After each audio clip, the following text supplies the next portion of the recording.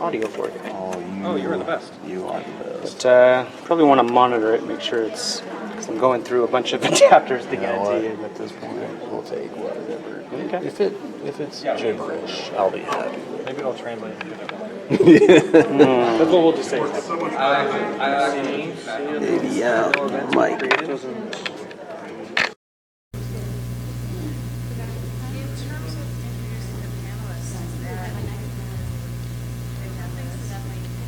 Oh yeah, what is that? Does that cover? So maybe if we just have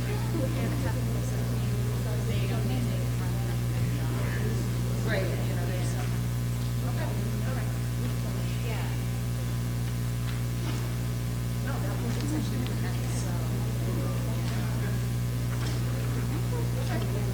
So I made you an ersatz named Blackguard so far. Am I much too narrow? That's fine. I sort of lost heart before That's all putting right, your don't Twitter worry. account up. Yeah. Biggie. Yeah. Just a moniker. Kind of. Yeah. Yep, So I think that's probably good then.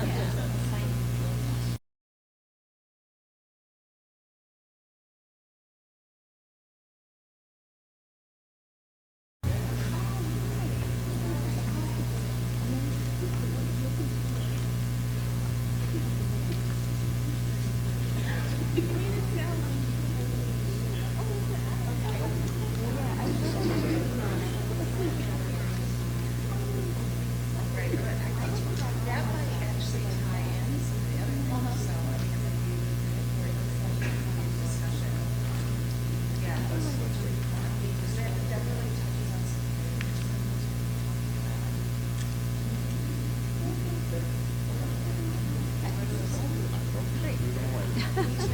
Yeah. And I also have speaker rooms. I did manage to print out, so I think probably have to send them I out. probably do too. Let's find one for a different, session, but I'll do another. Okay, I put them out at all those spots there. So yeah.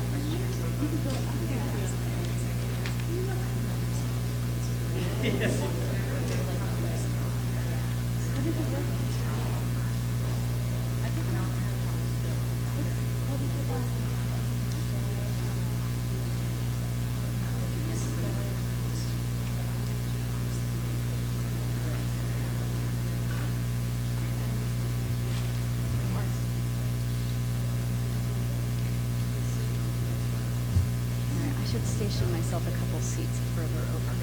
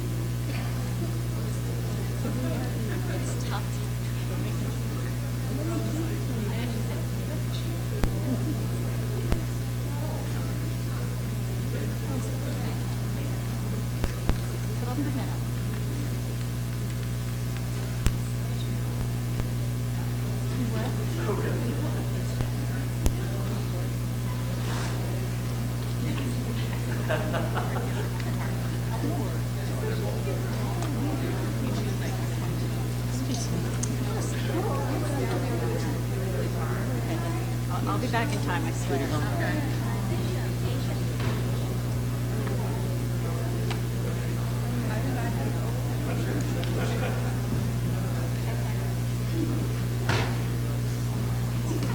Hi. Should we start up here? Yeah, I was stepping into kind of.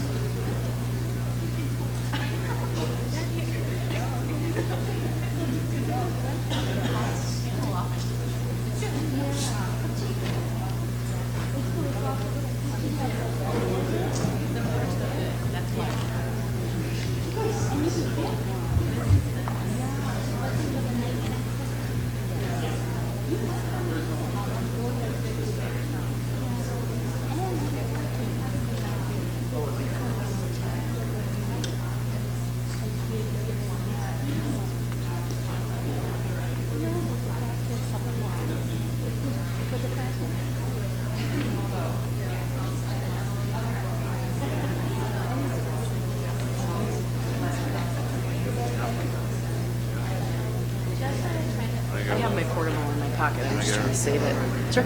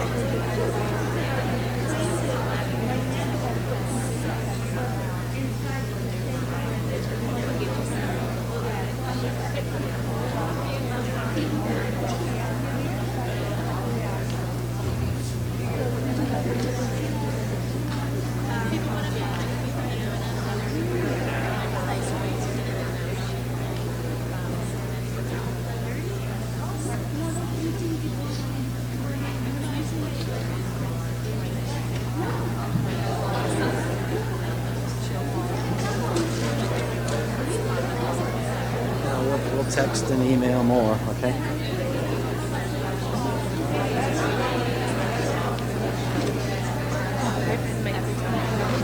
That's why I say at one end. I don't want anything to be recorded.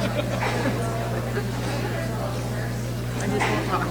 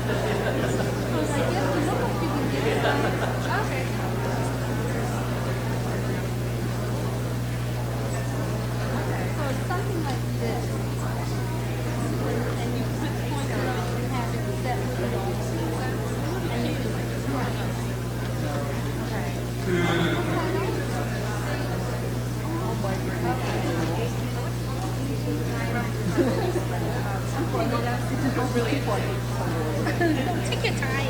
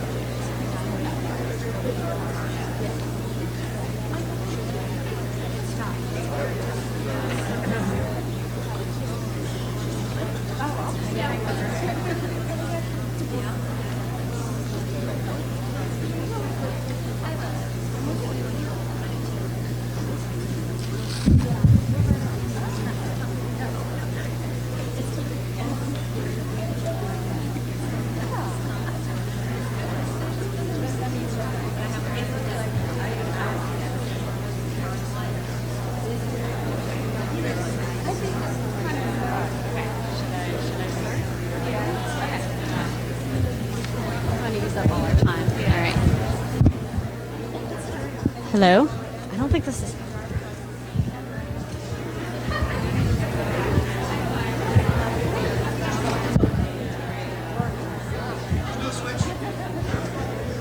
Is it? All right. I have to stand closer to it. All right. Welcome to Top Tech Trends.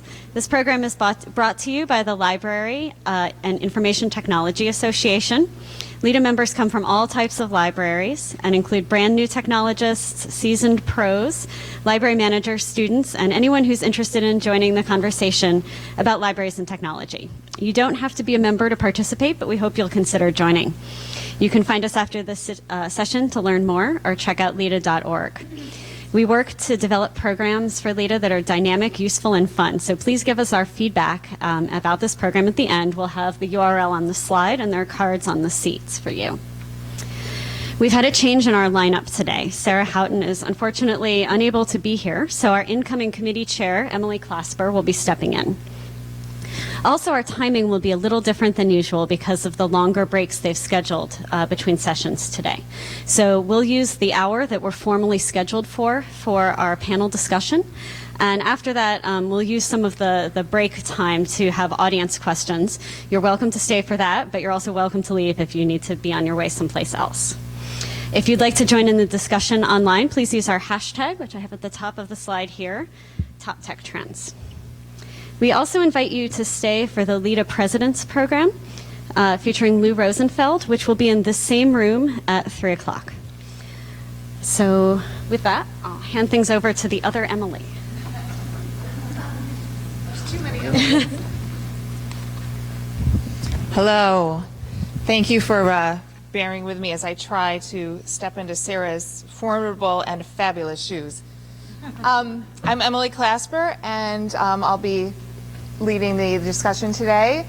We have our panelists here. We have Carson Block, Andrea Davis, Grace Dunbar, and Bonnie Tirina, who are all joining us. And hopefully some of you, most of you got this little thing that has their bios if you're interested in more about them. Also, their Twitter handles are all up on the board here, so tweet away and use that as an opportunity to join in our conversation.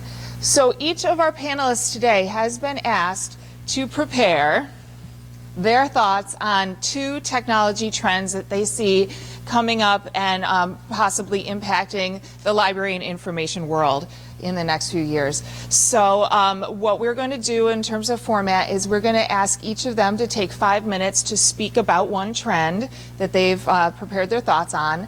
We're going to take a few minutes for them to discuss and to comment on one another's trends.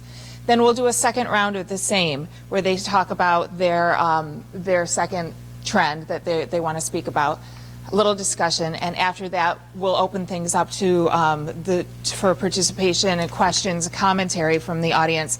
Also, if you want to use the hashtag to ask a question, because it's intimidating, or you just don't want to get up out of your seat, I don't blame you.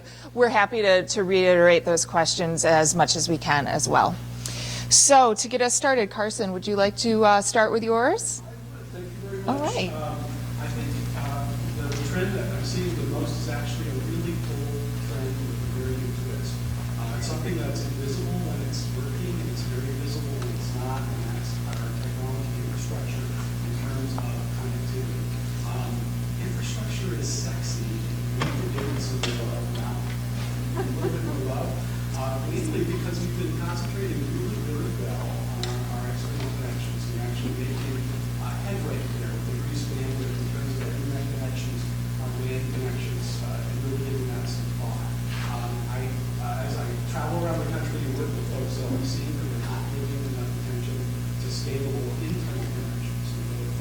sense and wireless. So it's a simple multiplier of what we do for Wi-Fi, .x stuff.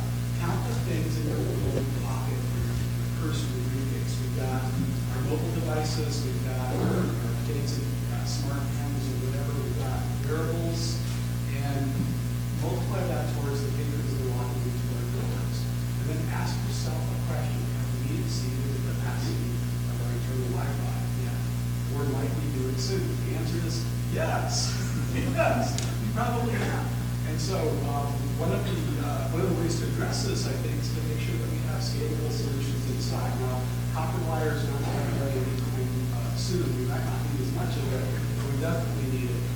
We also need to, I think, make sure that we're investing in scalable Wi-Fi access points that don't require controllers, for instance. Controllerless technology so that we can actually respond and react to areas of density. And if they're no longer dense, they'll leak things. So we're not wasting our money, but we're more mobile in that case. This is only going to keep increasing, I think, under our internal connection demands because of the Internet of Things.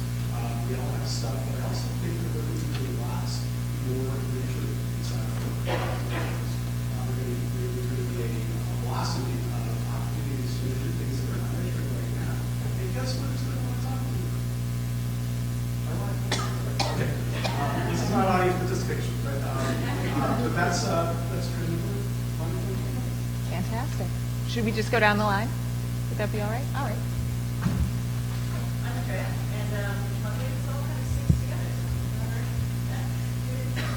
I'm interested in talking about RFID, radio frequency identification, and near-field communication privacy, and it links into the hardware, software, information mesh that we're seeing. I've been lucky to spend some time living abroad in Switzerland and spend some time traveling around Europe, and had an opportunity to see what libraries there have taken that step into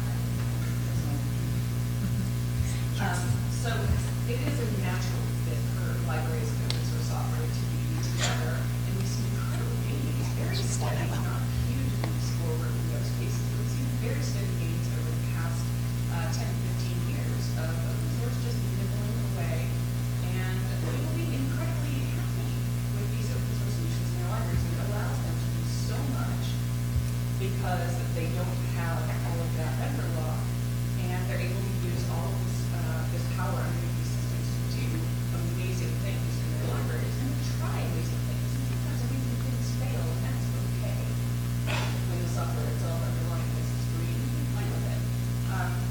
Sometimes people are a little afraid of implementing open source software, and sometimes it seems a little frightening, and sometimes there's confusion about what open source software means. And I think the big takeaways that I would like to talk about are that there are different models of open source. There are different models of lots of things. And in the open source world, we've got regular, what we would call regular open source, and that is the big one. Everything is open. The software is published, the code is completely available for people to use, to reuse, to change, and to contribute back into the community. There are other models like community source that have a slightly different flavor. The important thing on all of these different platforms is that they won't succeed unless they have three things. They need a tripod of support, and those three things are they need innovators, they need a community of users that are enthusiastic, and they need support models, which does mean generally some kind of a vendor. Those three things you'll find open source succeed really well in libraries, and the place to our seeds open source innovations fail, not actually to call out specifically, but a lot of academic libraries are great at churning out these fantastic little open source products, and we've got wonderful things become Stanford, North Carolina, and all these different places, and they get released into the wild, and then nobody else.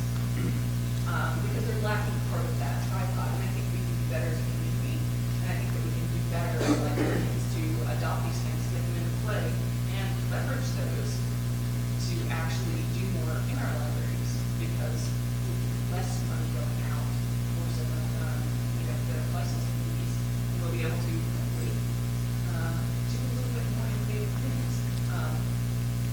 And just to be clear, I'll end with open source has an actual meaning.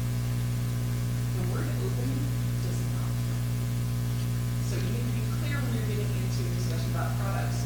Open source has a specific meaning. The code is available, you don't have to pay for the APIs, you don't have to pay for the code. If you want to download it and use it, you can. Open is just a word.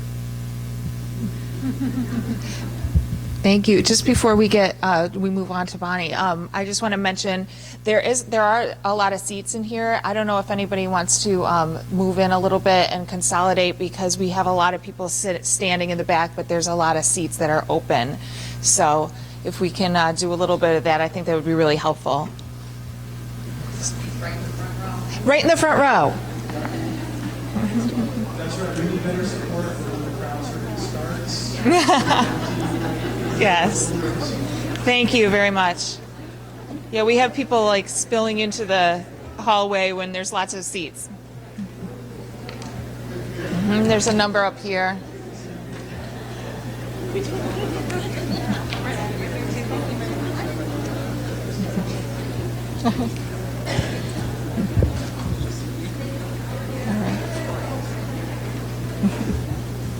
All right, sorry for the disruption.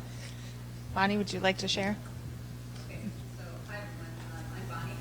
I represent libraries at the table of a think tank among scholars, lawyers, activists, journalists, policymakers.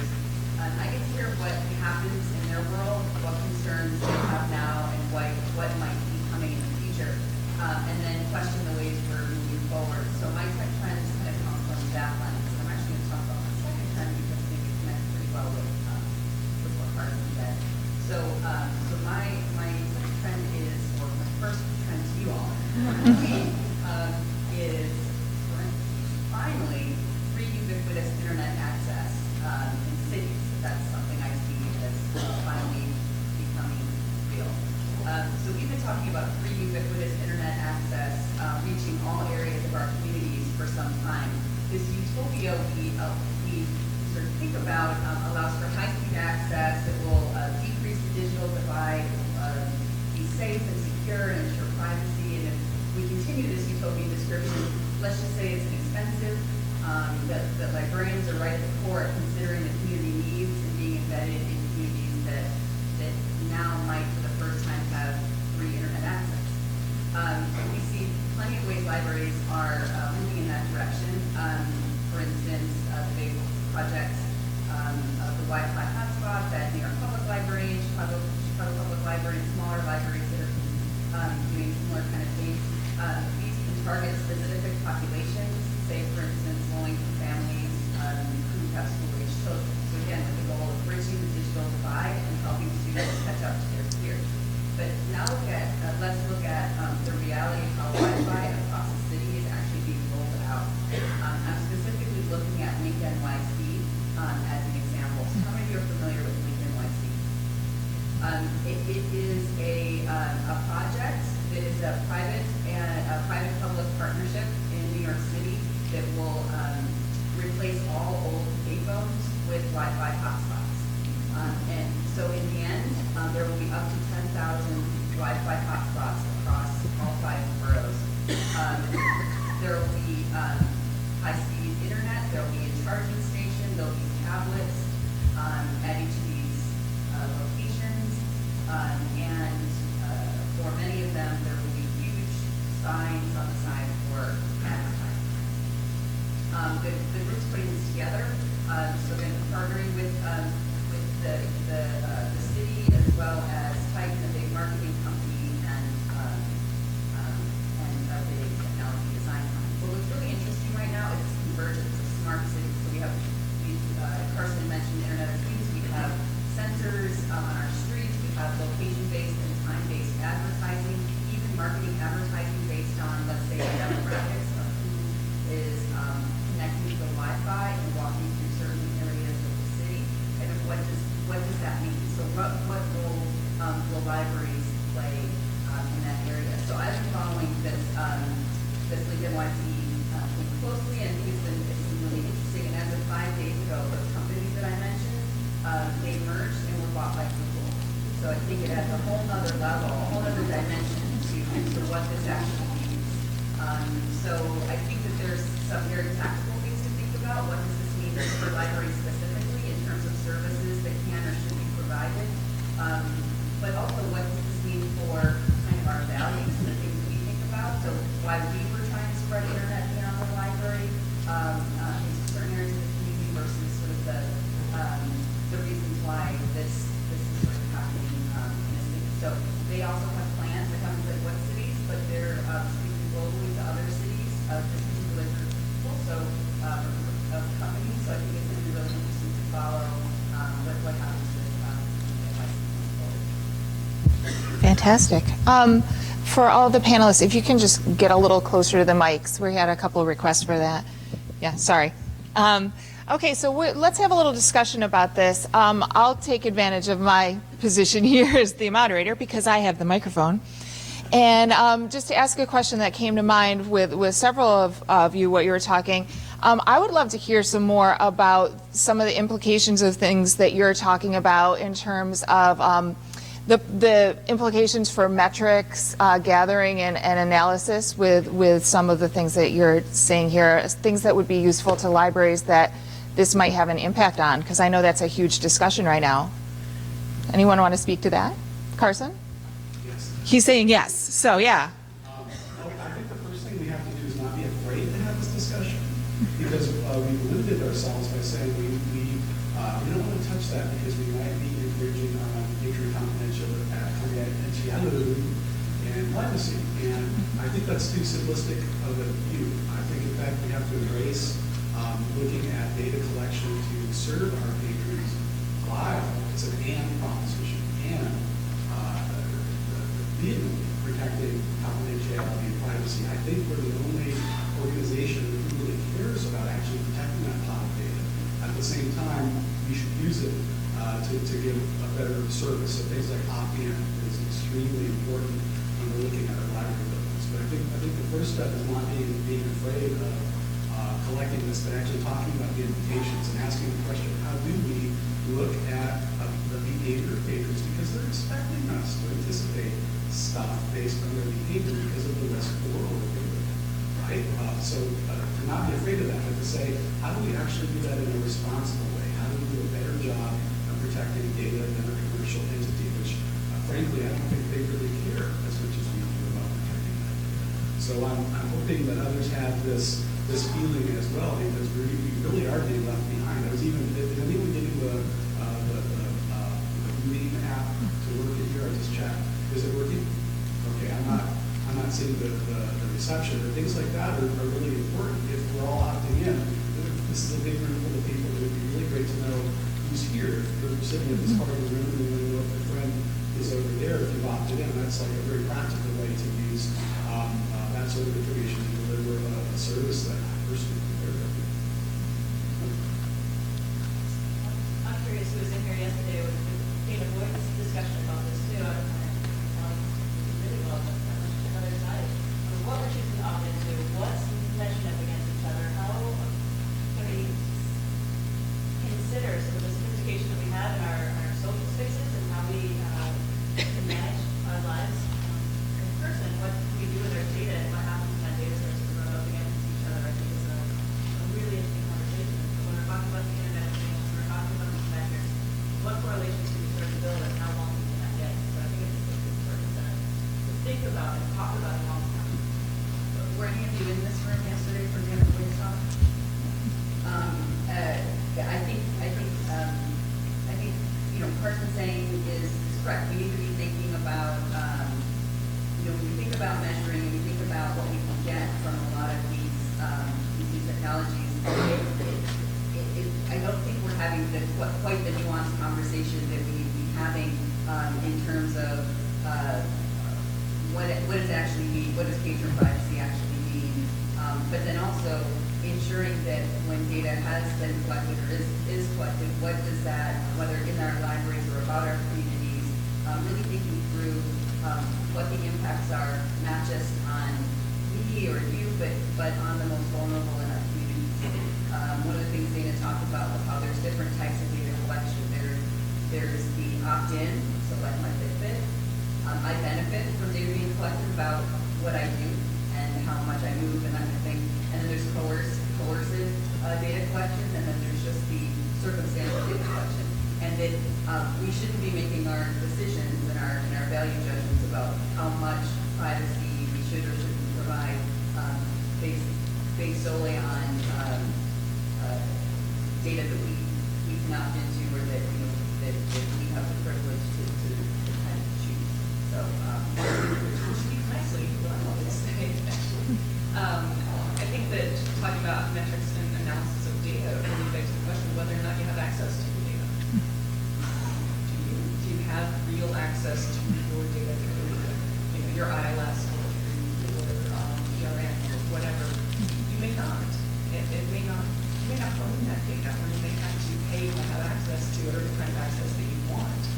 And it's an important thing. And I suggest you go and figure out how you can use your data. If you don't know exactly where your data lives, cloud is the thing. There's a server somewhere with your data on it. And if you don't know how that data is backed up and whether or not you own it and can get copies of it whenever you want, you should go and find that out. So that is the first step, is being able to access your data and utilize your data how you see fit. And once you have that, hopefully you can do things with it.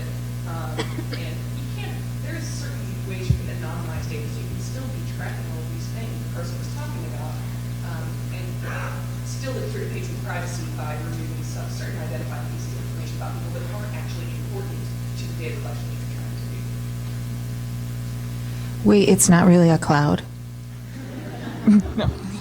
Yes, it's afternoon in San Francisco. You know where your data is. Go ahead. If anyone's kind of interested in seeing as this is starting to build, it's one thing that we consume it, but to be out there as it's being created, O'Reilly just had a solid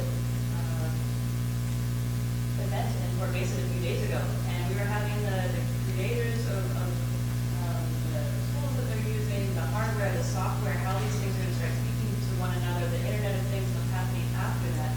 These things are happening in real time right now, and I think that's part of our role as librarians is to keep our antenna and our ears up and be involved in this conversation in those spaces as they're happening, because the effects on society as we understand it are really long stretching, and sometimes those voices of those haves and have-nots are not always present at the table as it's being created. So it can be very utopian and very wonderful, and I think that's great, but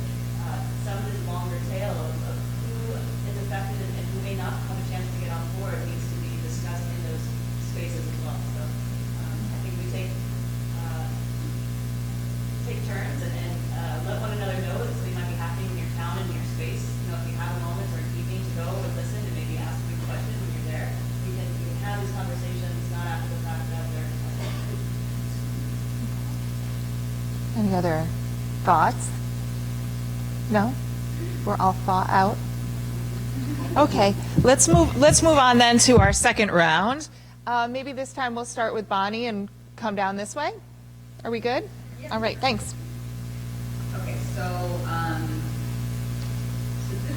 broadly, my trend is about, Carson had said it's old with a new twist. I kind of see this one as similar in that way. Cross-sector collaboration that's happening with the purpose of being for good or to improve experiences and services. So I'll explain a little bit. I guess maybe the tweetable term would be like new types of cross-sector collaboration. So the information world we live in is creating opportunities in many sectors of society, including healthcare, education, journalism, civil society, and government. And over the past decade, new applications of data have improved services, transparency, and public access in each of these areas, but it's also led to missteps, concerns, and distrust. So I could talk about that in a lot of different areas, but I'm going to focus on data use and sharing.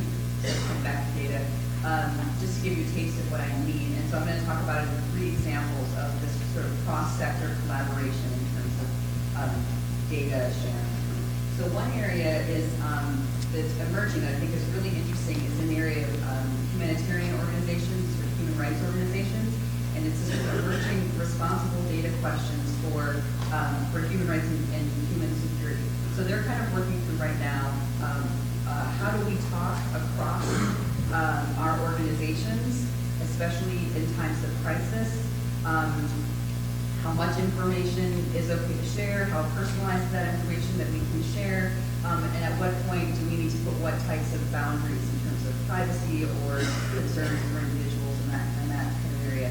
Well, at the same time, there's a lot of companies that want to be part of this data philanthropy as a way of sharing their data. Social media organizations and telecommunication companies want to share real-time information and data that they have that might actually help humanitarian organizations in maybe handling a crisis or analyzing how a project in a city or in a country, how it's affecting the community. So there's lots of kind of valuable stuff living in social media data. But what we're seeing is these very different sectors with different goals and different values and trying to figure out how to work together. So in that area, I have a fellow that I work with at Data and Society is trying to work on some of that, setting up some of these basic principles for how we work internally within human rights organizations, and then how they work with, say, Twitter or Facebook or Google, and what they expect from these companies in order for that to happen. So another example is then in the education world, where we see earlier this year released the student privacy principles. And to get to those privacy principles, they had to start with working with the commercial side of sort of adaptive learning and educational technologies, with teachers, parents, various associations that all are kind of felt a stake in the way technology is being used to help or hinder students' learning, and then where that data is going, and who's actually able to use that after it's collected. So they created these principles, again, working across different sectors to figure out how to collaborate in a much more complex environment now. And then we see some of that happening in libraries. We see the privacy committee, the subcommittee of Office of Intellectual Freedom, kind of working through principles for ebook vendors, and then we have the patient privacy principles group that's working right now on pulling together various stakeholders in our kind of information world that have different motivations and different values that are trying to figure out how data can be used and shared to improve services, and even whether or not libraries want to use and share that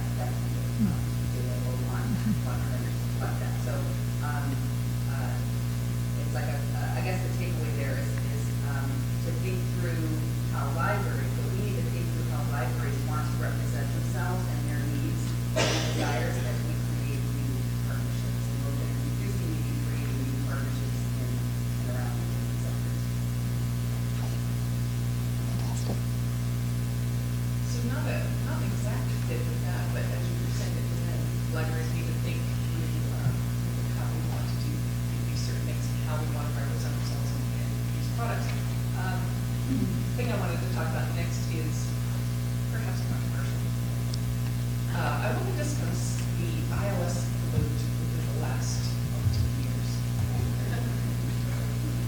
See if I can bring out controversy. I really feel like there's been quite a lot of feature creep in the iOS. Not necessarily a bad thing in some cases. There was a need, it was filled, but it has in many ways led to a pretty significant vendor lock-in for many libraries, where you, and it's not necessarily the vendor's fault, they were responding to a request, libraries needed ERM, or they needed a discovery layer, or they needed some solution, and the vendor provided it for them. But over time, this has led to a suite of services where, now you're entrenched in it, especially if maybe you're an early adopter, maybe your data had to be kind of enabled into a certain way. And as this continues on and on, there's going to be this point where the iOS itself is just going to be even more bloated than it is today, and it's going to be almost unusable. Of course, the trend outside of libraries is not to continue to pile stuff on one piece of software. The trend is to use whatever thing works for that portion of whatever you need to manage, and to plug things together with APIs. You may use some of these tools outside of the library. You may use things like Confluence, you may use Jira, you may use Trello, you may use Asana, Launchpad, Google.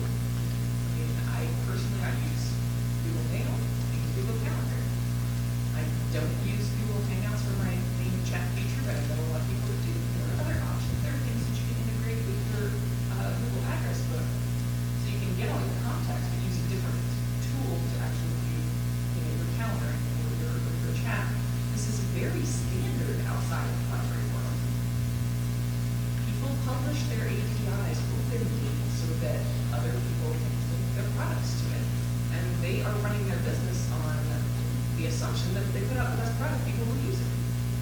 And that is a little bit different from what we've got going on in the library world. It's easy for me to sit up here and say, so the thing we need to do is push more open APIs. And I'm going to say that. Yes, it is true. And the real fact of the matter is that I can't force that to happen. It's a conversation that needs to happen and to go on inside of libraries. I'm sure that there are a lot of people who, want more diversity, that would like to maybe stick with the core features of their iOS, but of course want something different from their resource management. They want something to plug in seamlessly to their accounting system that their town uses, or do something a little bit different for some of their overdrive materials.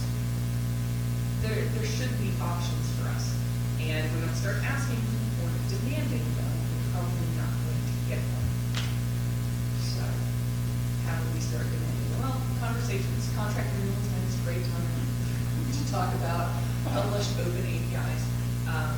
Most companies aren't going to start publishing their open APIs outside of, once you're signed a contract, you actually can pay your X amount of money to get into the API suite and use it. This is published APIs that are available to everybody so that other companies can link their products to the product that they're using. It will increase customer satisfaction from you and your users, because you're going to get better products that way, because people are going to be invested in making the best product, not making one big monolithic product that has most of the things that you want that mostly couldn't work. I think we deserve better. I think we can get better, but it's going to have to be a conversation that you're going to have within your libraries with the technical staff, and we're going to have to push a little harder. It's going to take time, but I know there's some front runners out there. I've seen some RFIs and some RFPs lately by some cutting edge people. Some libraries have gone out there and demanded it, and they're getting some attention. So, can be done. I'm not going to call those people out. I don't know if they want to be called out this session, but I'm sure that they'll hear about it, and perhaps they'll be happy to tweet and say, yeah, I'm talking to us. But there are people out there who want to do it, that are pushing, and I see a trend around the world of us getting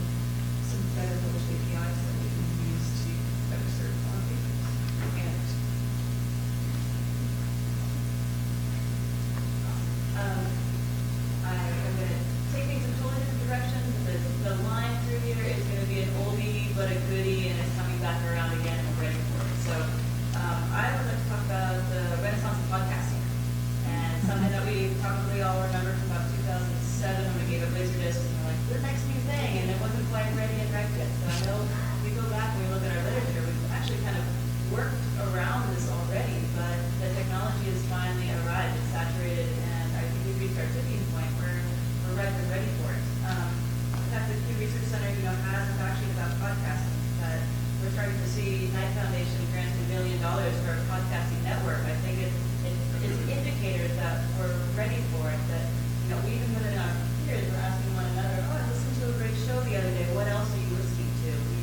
We, are starting to have all of the tools and easy access points in our mobile devices, on our computers, you're listening to them in the cars. So in terms of consumption, people are ready for it. So as libraries, we want to talk about how do we provide information to our users. Is this not one more form of a serial? This is not material that's being created. There's amazing historical information, technological comedy, storytelling. This is amazing content that's coming out regularly. And so in libraries, I'm curious who out there is starting to collect this. Are we relying on the networks? Are we relying on iTunes to be holding on to this, or Stitcher? So I think we have a role in this place. So that's one point on it. The other point, as we just get happier about it, is maybe it's a great time to start building some partnerships with those successful producers. Are they looking for new shelf content? Do they have some ideas? Can they come into our libraries and look at our wealth of resources and maybe start learning a little bit about, oh, you're interested in this topic? We have a huge archive on this. Or we have a really active group that's been studying this and talking about this for a really long amount of time. So I think that's something that we can be working on, and maybe that's some PSA material. We can get people interested in coming into the library because they heard a show about a particular topic. Why not come in and learn some more about it and see where that can go? And then if we think about the library as creators thing, it is easier and easier now to create and edit audio. I use the voice memo on my phone all the time to record snippets, and you can do as small as a 3-minute edit, or you can turn a computer workstation, purchase $100 to $200 of equipment, microphones, headphones. We have open source tools now like Audacity and a slew of audio editing software out there. This can be the audio suites that we're seeing our Teen Centers are wonderful, but this could be open to senior citizens. It can be intergenerational, really interesting activity. And now that we know there's hungry people out there looking for more content, why not help our patrons share what they're learning?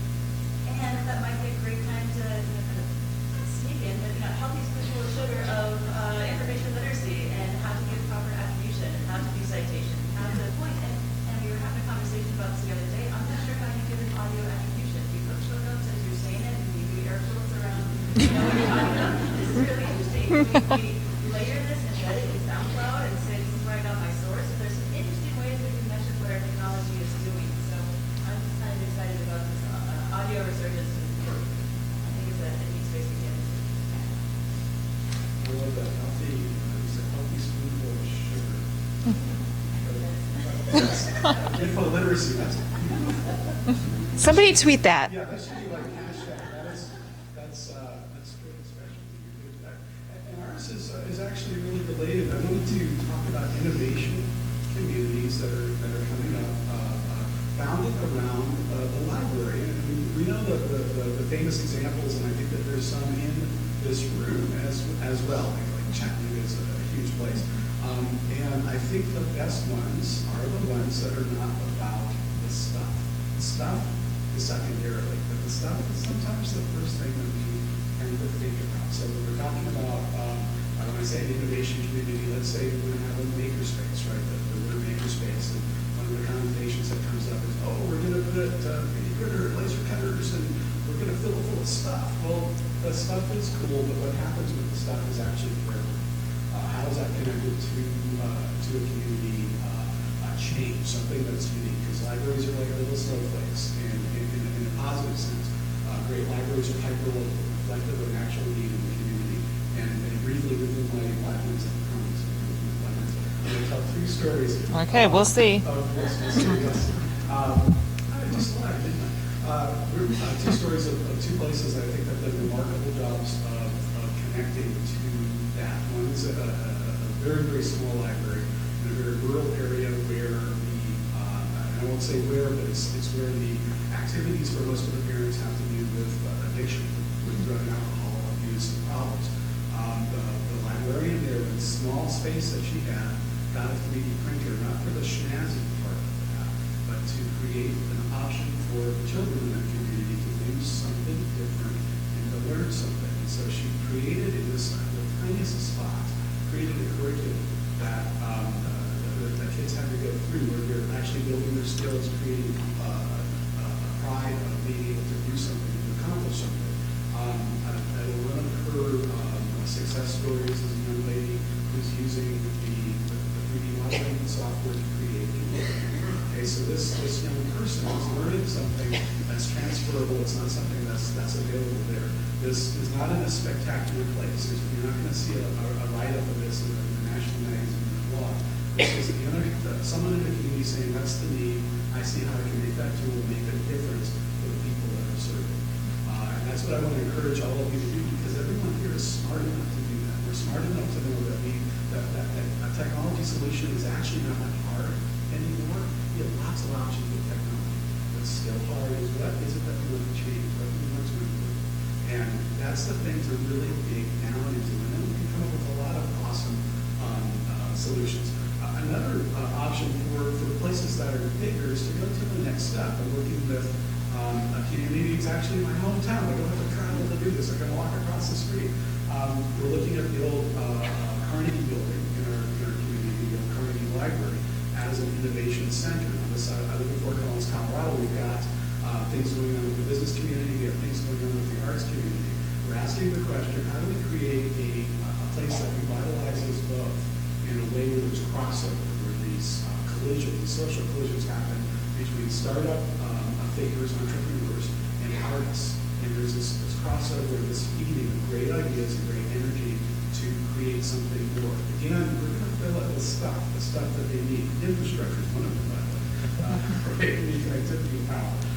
But the main thing that we're doing is how do we get the right element in here? That it's like cooking like awesome gumbo or something. You got to get the right ingredients and then give it the right amount of heat, the right amount of time. This is delicious. So that's what we're working on there, and then we're adding the spices on top of the tech, right? And the tech's actually going to be easy. The hard thing is getting the community members together to talk about what they want, if they need, because they often wrap up a solution with a way to get a solution. So the things like, oh, we need, I need a 3D printer. It's like, well, what are you going to do with it? Well, the real question is what impacts are you going to have with when you're done? That's been the hardest part of the conversation and the most rewarding. And selfishly, like I say, it's easy because once you go through all that pain, you can just like go and learn yours. So, Great. It's interesting to see that as different as these trends seem, there's the kind of, I feel like there's a kind of a thread about partnerships and the exciting potential for that throughout all of them. That's really interesting. So would you like to react to one another's trends a little bit? Or no? I doubt that. Okay. You're lying again. Grace, a round of applause to you because I think for a lot of people in this room too, dismantling the IFS in a way that we can use it. And I'm not anti-Ubuntu, but I'm so happy we have great library members that are doing a good job. But we've spent so long building our business processes around systems that don't fit. What we need to have is the opportunity to select systems that look like our business processes because we're so different. And so I feel stronger about that. I think that we can talk to our members and say, I love what you're doing in areas X and Y, and I hate what you're doing in these other areas. I have ideas, go ahead and go forward, but I really just want these. Can you just please sell me these and give me a way for that to talk to other things? Now, no one's going to roll over and do that in 10 seconds, but if we all ask that question, because that's what we need, right? But the rest of the world runs on APIs, and the actual solution is a mix and match sort of thing that changes a lot. We need to have that flexibility, and when we don't have it in our most important business machine, I mean, this is like we live and die on on our ILSs, and they're just not flexible enough for all of us. Everything does something really, really well for us, and then it does something equally awful. Right? So we just want the stuff that works. There are some things that you really, I mean, you should go and make a whiteboard brochure for the pros and cons list, and really think about it. Somebody brought this up to me a couple months ago, and at first my reaction as well was like, oh, man. But I thought about it. I got over my initial reaction. I thought, does the bibliographic record really have to live inside IRS? We're clutching our pearls right now. But it may not. It might not. Maybe it does. Local item commission does. Does the master bid record need to be there? I don't know. It may not. It might be better served someplace else. What about acquisitions? Most of acquisitions doesn't touch a darn thing in IRS. Really. There's a couple of pieces that would be well served just push and pull with APIs. And it would be an easier thing to manage outside of the IRS, to be honest. The IRS slows it down. So there's some hard questions that we need to think about there. Do these institutions belong? Do we want them to belong? Everyone probably has different answers. Real quick, but someone is doing some of this. Kid Fortune in the UK has been spending the past 2 years going around and talking and visiting libraries and talking to library directors and working on a project called the Library Communication Framework.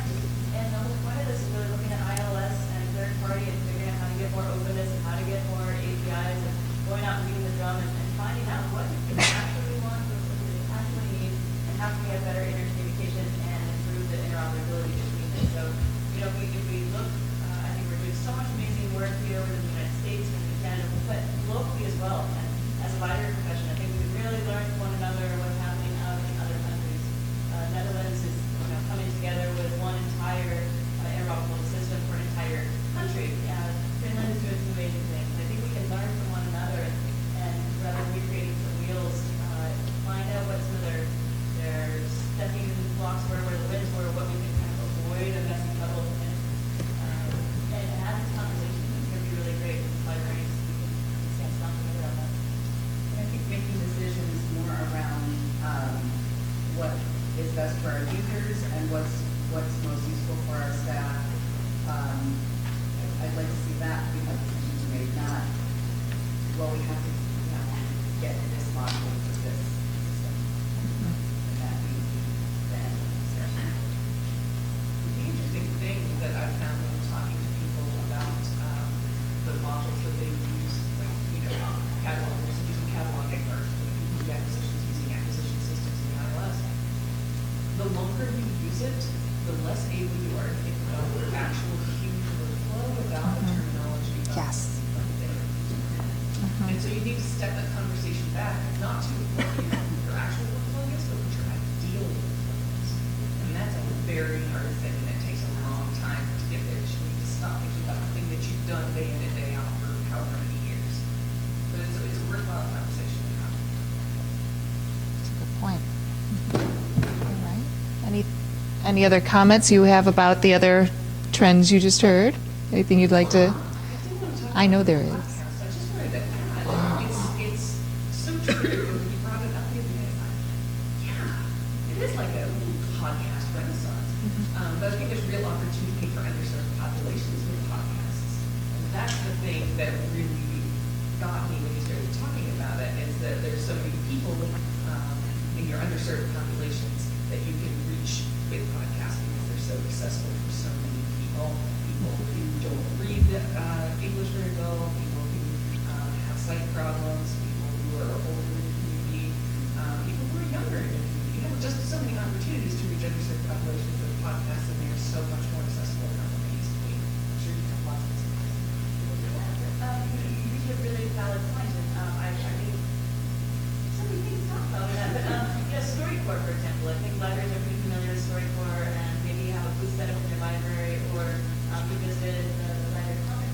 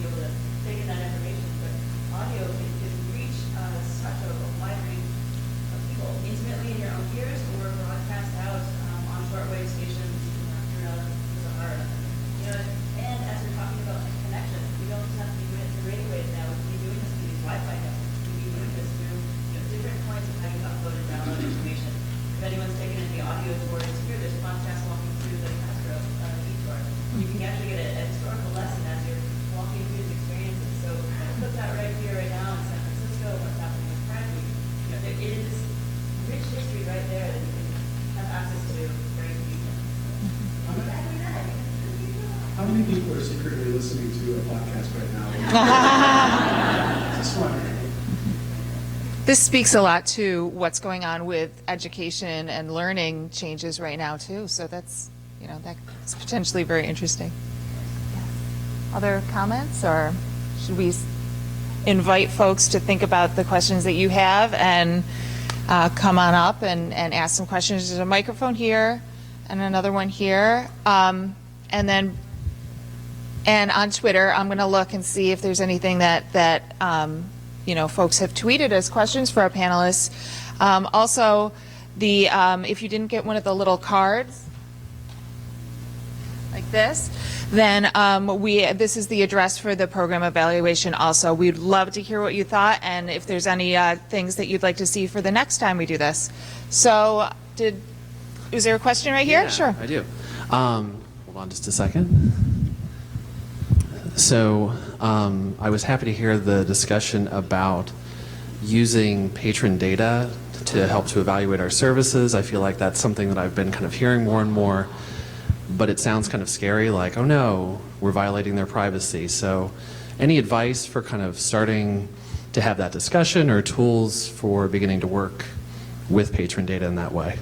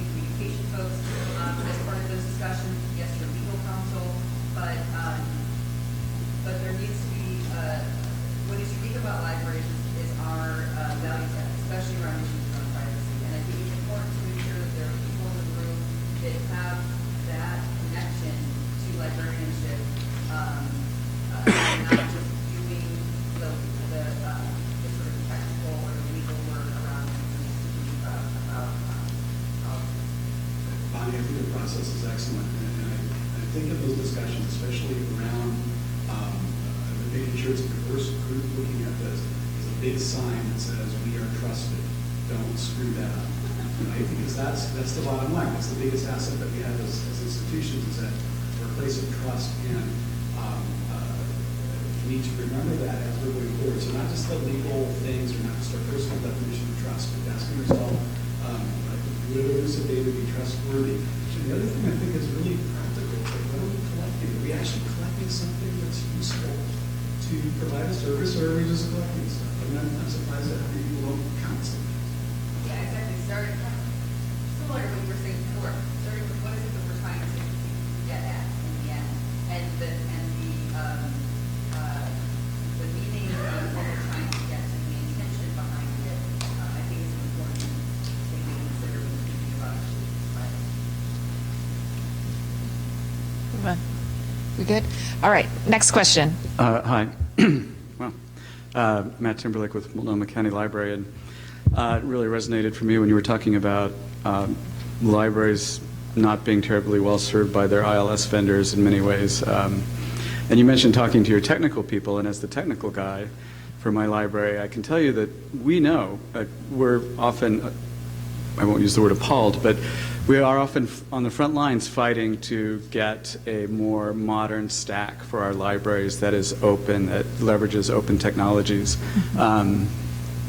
So I would say, instead of just saying talk to your technology people or in your library, it seems to me that libraries really need to begin to act in concert, and LIDA seems like an excellent organization to perhaps get that going, because that conversation's been happening for a long time. Since I started working for libraries, they've been begging for more APIs, and they've been promised, but vendors have a very vested interest in a closed stack. So there's that. And then, but also, I came in a little late. I'm wondering if you guys have talked about BibFrame and what that might mean as a technology trend. Right now, if you search for Molly Brown Cookbook, Denver Public Library's catalog entry beats Amazon to get that book.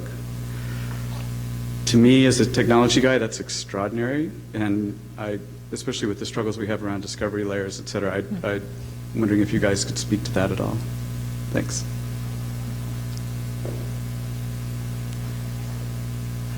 I think that is really interesting and very powerful.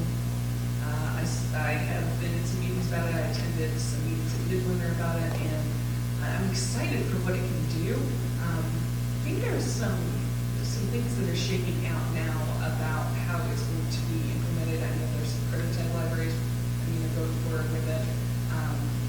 So I believe there's somebody going forward with it in production for a few hundred books, and I forgot who that was. So I apologize for that. It'd be interesting to see to be honest, how the vendor situation shakes out, and that goes back to my, the success of a project, particularly in open source, needs kind of the tripod, right? You need some vendors supporting it, and you've got to have some community people who are interested in pushing it forward, and then of course you've got to have the innovators who are actually pushing it forward. I think that has all three. So BibFrame is going to change a lot of things if those three groups of people are all on the same path. And that's the thing that I'm not entirely sure has manifested itself entirely for me, is whether or not those three groups all are going towards the same goal. So I think it's a fantastic thing. I can't wait to see how that shakes out. And there are a couple other things that could be game changers in the same way. So we'll see which one. Is it going to be VHS or Betamax?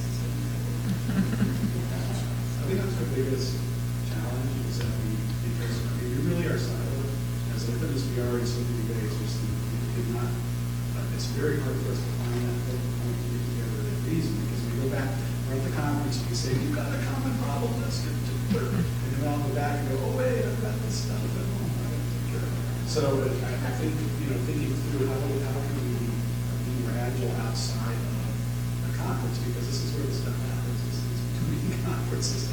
I don't know about you, I don't get anything at the conference, but the idea is that having a way to actually continue this conversation is probably our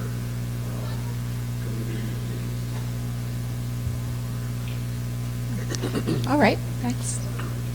I have a question about security. We're talking a lot about sharing technology, and public libraries in particular are a place where people can access technology who might not be able to afford a smartphone themselves.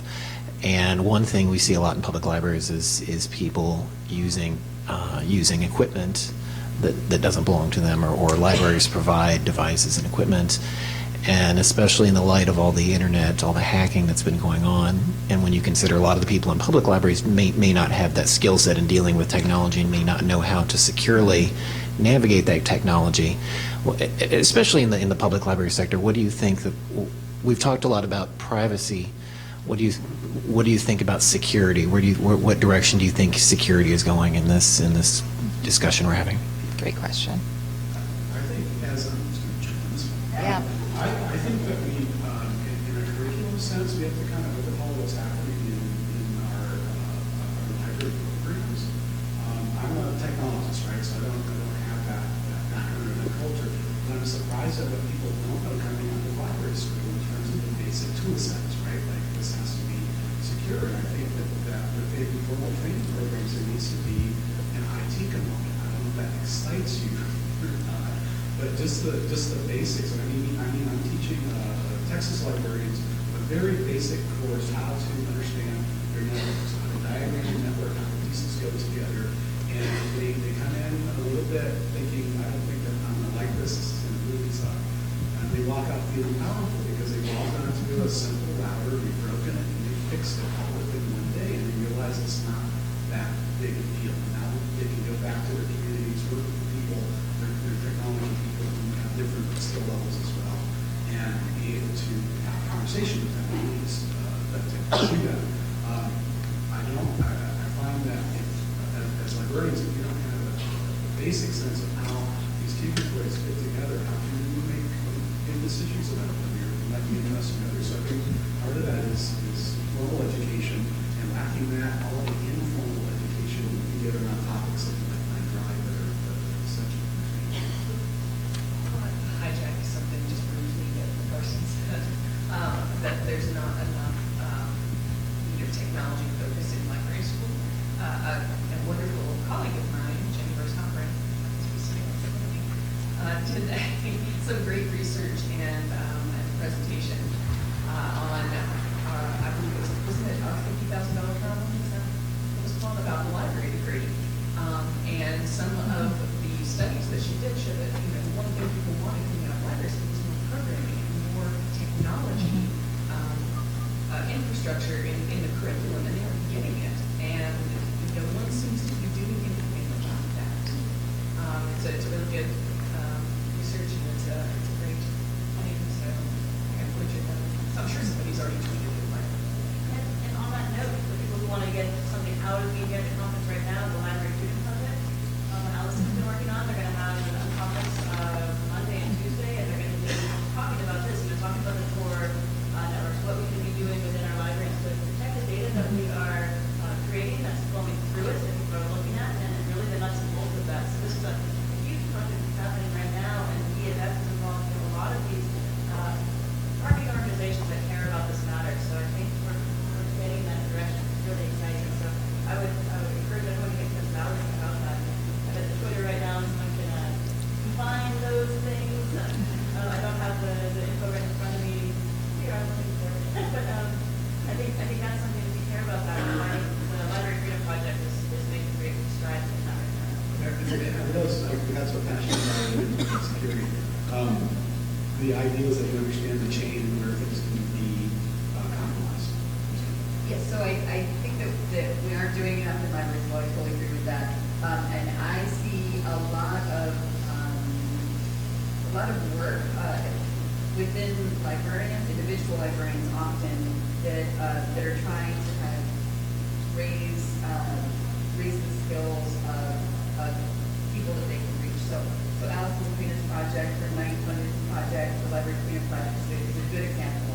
She's running all over the country, doing these one or 2 day workshops, and get everyone in the library skill set a bit higher.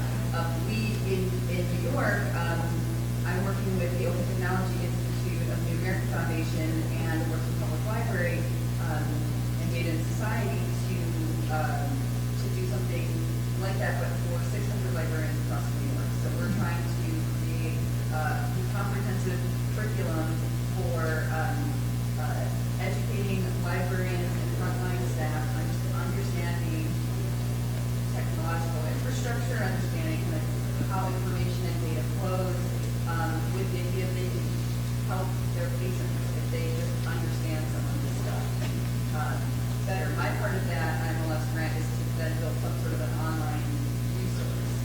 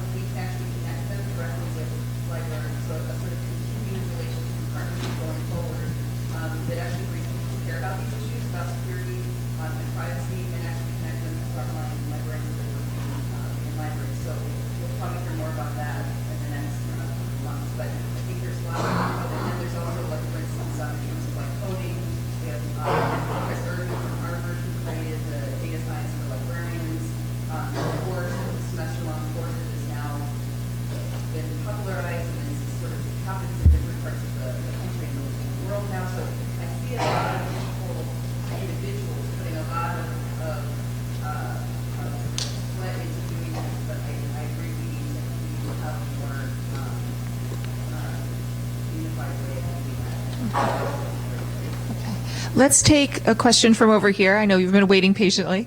It's okay. It's actually directly related to what you guys have been speaking about. Let's hear It's it. sort of a comment, but I would like feedback on it. So I'm actually a current student at the University of Pittsburgh, and my question has to do with the fact that curriculum right now does not reflect current technology trends or even current technology culture, which I think is a really difficult place to be in because we're supposed to be trained to work for the next, 20, 30 years, and we're not being prepared adequately. Like, at most, we're given a class that teaches us how to be familiar with HTML, which we should have learned like 20 years ago. My kids know that. Yeah, right. I think everyone should know that. But like, in terms of what's required in curriculum and being an ALA accredited program, like how do we actually actively change the training that is being created? Because we will be churning out more and more librarians who need to be prepared and, I'm sorry, replace the librarians who will be retiring. But do you think advocacy is an important step? Personally, I think speaking out about it is the most important. But practically, what is the best way to do this? That's my question, I guess. So I can tell you what happened. So for me, I get the privilege of being on the advisory board for my library school, which is University of Wisconsin-Madison. And I feel like they are taking a lot of feedback of what's happening on the ground and trying to figure out what to do with that. So that's like personally what I'm trying to do is sort of push the avenues that I know. I don't know if it's like ALA or in terms of standards. I think that informal education, in other words, I want to know how this works. Let me figure it out. As a librarian, you have that skill to connect things, and it's as simple as jumping on your own or someone else's subscription, or something like that, where you can actually go in and spend the time to dig in and understand. I think thrilled about any formal, and I think that's where we have actually a big solution. In the meantime, we've got this huge gap, and there's this churn that's constantly going on. And so I think it's actually enough to pick one area that's really important to me is workstation security and applications of the things that we're running, is it Wi-Fi networks, whatever it is. Just pick one thing and start learning everything that you can about it in the meantime, because the problem that a formal, any formal program is going to have is that continual churn. And one of the reasons that I come to conferences actually is to find out all the things that I missed in my own churn and to see what to follow up on. So it's that's a hard thing. I think that formal education to be on top of, but there's lots of opportunities, especially for smart people who are not learning education. And I think it may seem daunting because you might not know which way to go, so you don't know what's going to be important to you because you don't know, maybe what library you're going to end up at, what job you're going to get. You have an inkling of where you want to end up, like a systems librarian, or if you want to be a library director, what kind of positions. If you know what you want to do, then go interview somebody who's doing it, or maybe better yet, 5 or 6 people who are doing it, and ask them what they wish they had had the opportunity to take that course, or maybe something that they have taken. Maybe they needed a course on, databases, a course on containers, or maybe something else, library data manipulation. So find out a way which they had more knowledge in. And for the short term, yeah, you have to supplement Coursera, Stanford, a lot of good classes there that I've taken, lots of opportunities to do at conferences, for free conferences. But for long-term change, Alumni Association, being an advocate, and I'm not sure exactly what avenues we have in ALA, but we'll go with it. Okay. Oh, go ahead.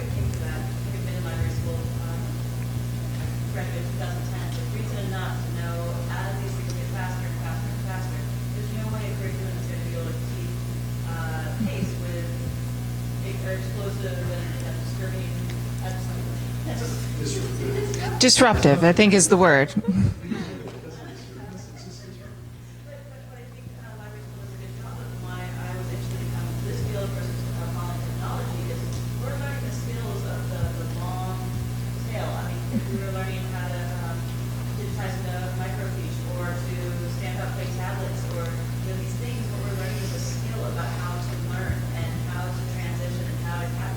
what our skills librarians are. If we learn MySQL right now, what's going to replace it in 2 years, and then you have to go get more continuing education before. So I think in our curriculum, and what we need to be doing is to teach ourselves the critical thinking, the critical learning skills, so whatever the next thing on the job is going to happen, we understand how to do that and how to learn these things.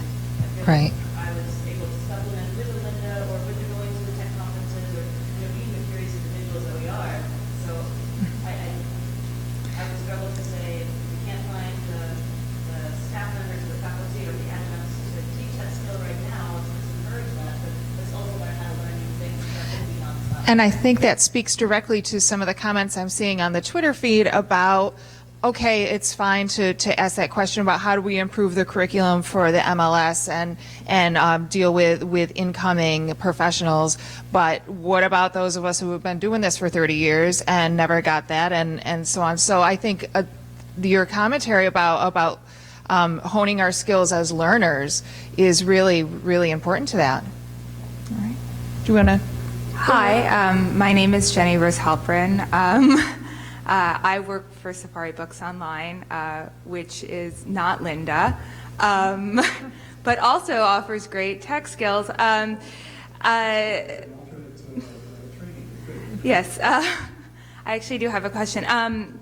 So I did want to, like, if it's okay, just have one comment on what we were just talking about, and then actually ask a question, if that's okay. So I guess my comment is that, yes, the MLS is useful. I'm actually giving a presentation tomorrow on the fact that the MLS ended up being a lot more useful to me than I thought it was going to be when I initially graduated, particularly in this realm of qualitative research, critical thinking, usability, UX. Working as somebody who's deeply invested in UX within my own company, I've found that a lot of the skills that I learned were actually super, super useful. That being said, I don't think that it's necessarily fair to say, oh, well, you know, we can't keep up with top tech trends, which is not necessarily what the library degree should do. And I do think that advocacy, and particularly advocacy as alumni, is an incredibly useful thing, but I don't think it's very fair to people who are paying $50,000 for a 2-year degree to say, oh, you should just find it out on your own. I don't think that's fair. So that's, you know, as it gets more and more expensive and there are less opportunities for scholarships and financial support. So that's one thing, is class is a huge issue within libraries, and I think it's often ignored in favor of saying, well, it's kind of always been this way. So that's one. My actual question is, I had actually asked this over Twitter, and a couple of people favorited it, but I didn't know it was before the question round. I'm kind of wondering with,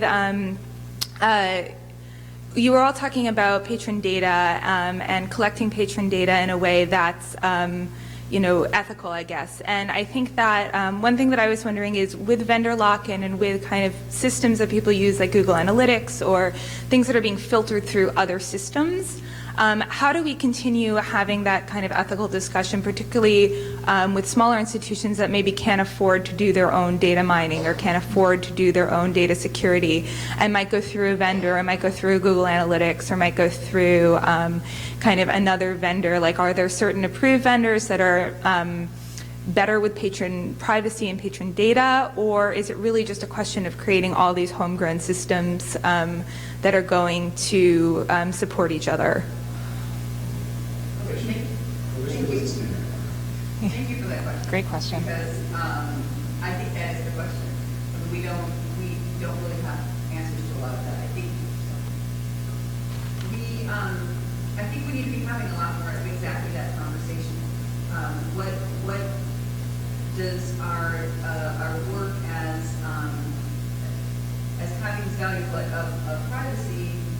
What does that actually translate to? What does that actually mean in 2015 and going forward? And then both on like the policy and the principle levels, what does that look like? But then also on the ground, what resources do we need to provide to the average librarian working in a small to medium library that would sure love to say that they are either ensuring the privacy of their users' they're reading this information or that they're kind of part of the solution to some of this stuff. And I don't really think we've had those conversations enough yet. So all those things that you're looking for and they're asking about are exactly the set of things we should be looking at right now.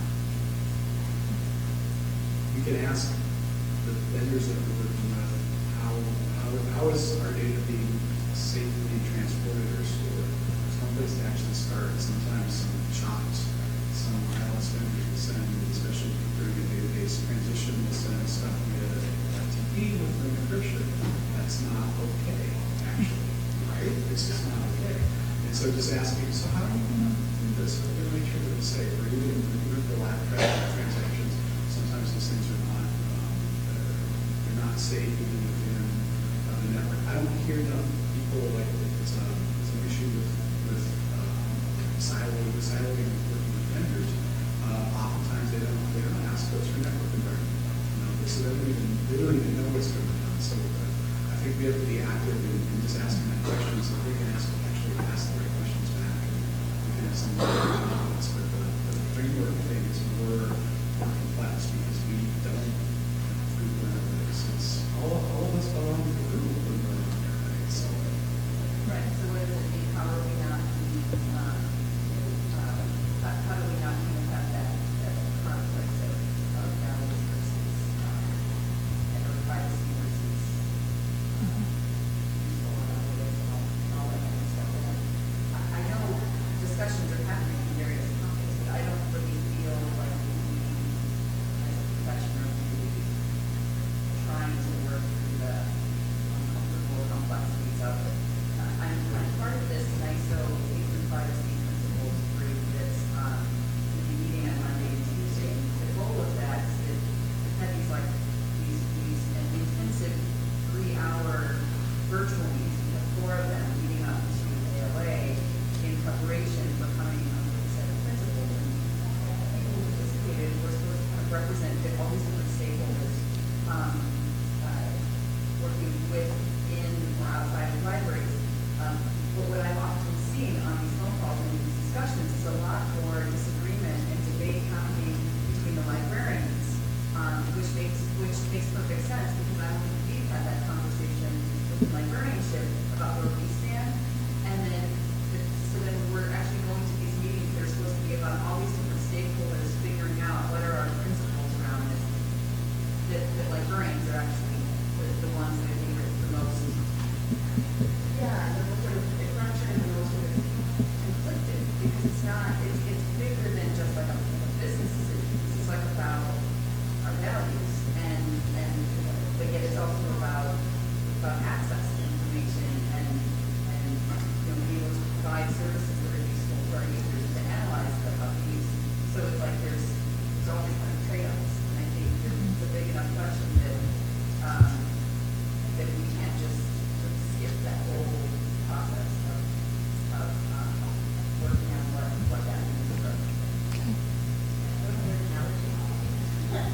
We get tricky for people to think about data and privacy and a lot of these notions, but I'm wondering, as the general public has gotten accustomed to the conversations around organic or around genetically modified food, these are discussions that have that terminology that we can ask questions. Where did this come from? How has it been handled from the start to the end? And if we start thinking about our data also as not a commodity, but it's becoming a tangible thing. It's not just a notion or a thought. Can we learn from some of these other conversations that might be a little bit further? Where's the infighting happening?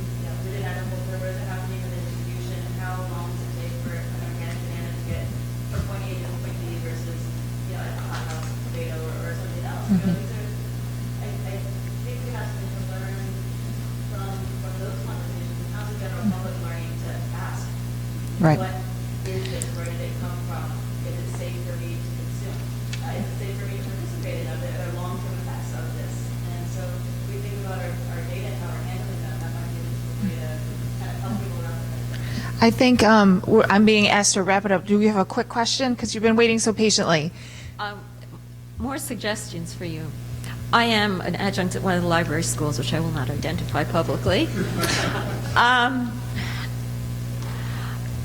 you might not realize how untech savvy so many of the students are. And they are, it's amazing. They can Facebook, they can play video games. They don't understand the first thing about programming and coding. So it's a problem that goes back, should I say, to high school or middle school? And I don't know if there are people here who are in the position to advocate that way.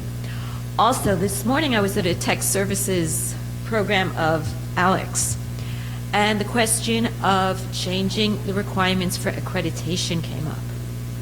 And you might want to partner with Alex and go to the COA and say, you've got to update your accreditation.